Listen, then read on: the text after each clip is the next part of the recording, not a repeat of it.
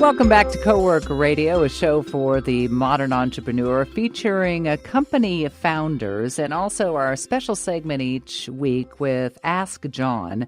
John is a venture capitalist, prolific business author, also a professor at UCSB, and he's here to answer your social media questions. If you've got a question, you can actually do that by AskJohn at coworkerradio.com. And John joins us now in the studio. Hey, John, how you doing this week? Awesome. How are you? Good. Hi, John. We have a question from Chandra, and she wrote in, John, you invest in lots of different tech businesses. What do you look for? Is it more about the business or the person? Well, that one's, for me, at least easy because it's always about the team. Some investors say, I invest in sectors, and then I try to find the right people for those sectors. That's not my approach.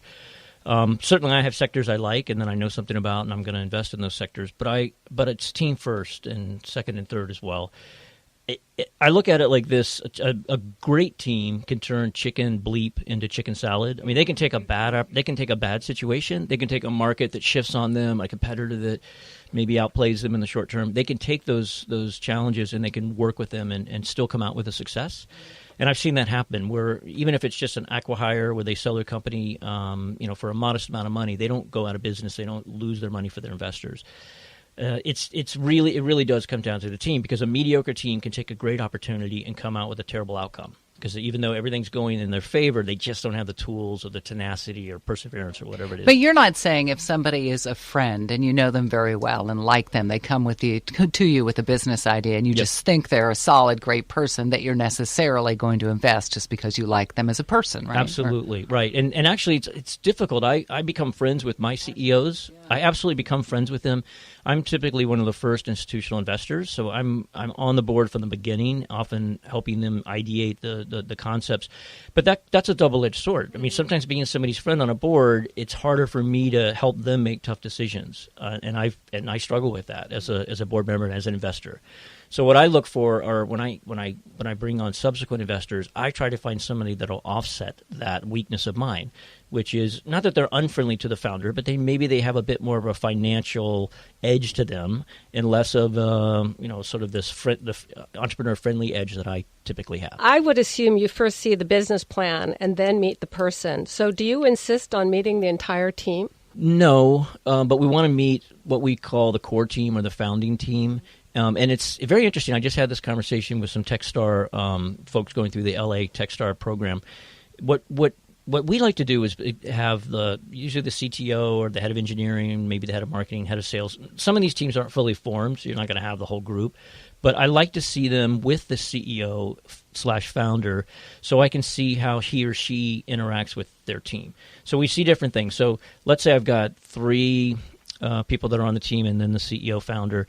I'll ask a question of the CTO, and if that founder jumps in and tries to answer it, or if the founder corrects the person, or if the founder feels like every time someone else says something, they have to say something too, then that tells me a little bit about the dynamic. And it's probably not the kind of company that I'm interested in investing in because, I want a company where somebody's self-aware enough and humble enough that they're going to attract really smart people that are going to challenge them, and they're comfortable being challenged because they're self-assured. They've had success in the past. They're not worried about how am I going to look if somebody challenges one of my ideas.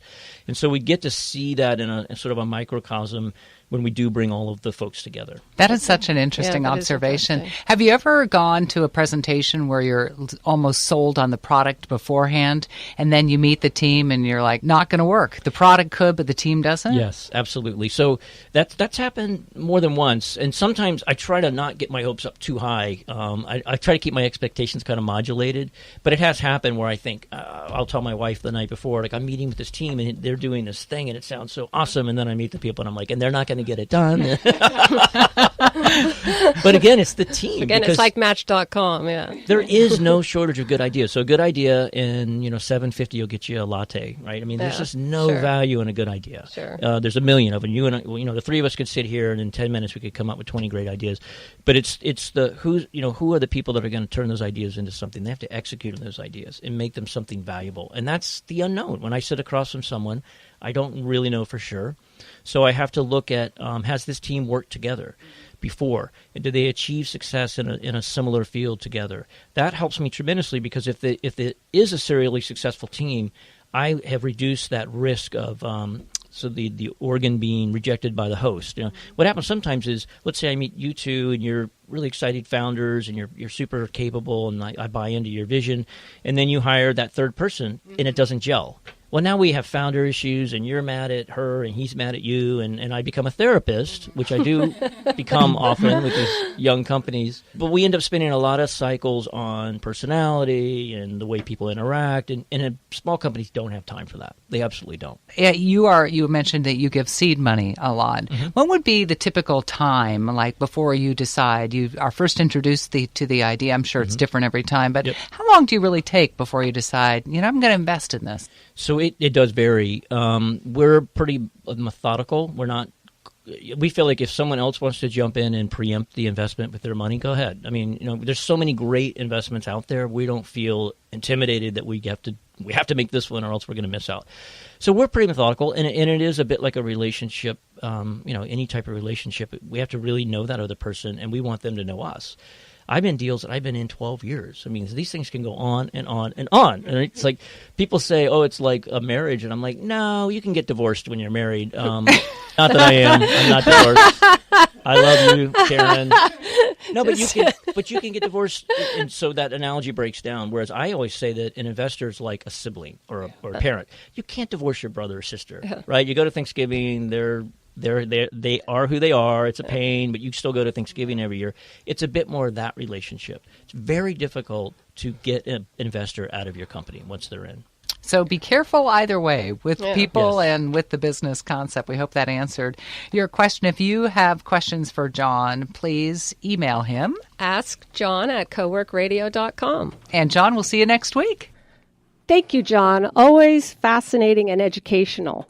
After the break, we have a very special guest. We have Angel Martinez, who has 40 years of branding experience, and he is the former president and CEO of Deckers, as well as being an entrepreneur himself, and he's now an independent consultant. Yes, and we will continue just in a little bit of Coworker Radio here on KZSB 1290.